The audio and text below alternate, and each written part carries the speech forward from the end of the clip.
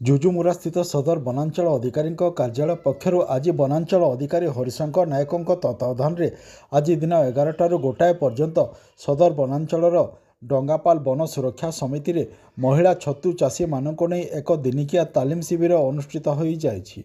एथिरे दलपति पंकजिनी साहू, क्षेत्र संयोजक बृंदावन प्रधान, उमाकांत पोढ़, उन्नयन अधिकारी वेदव्यास साहू, देवेंद्र कुमार नायक प्रमुख उपस्थित थिले। एही तालीम शिविर में दलपति पंकजिनी साहू और उन्नयन अधिकारी वेदव्यास साहू तालीम प्रदान करथिबा बेले एही शिविर को क्षेत्र संयोजक बृंदावन प्रधान परिचालना करथिले।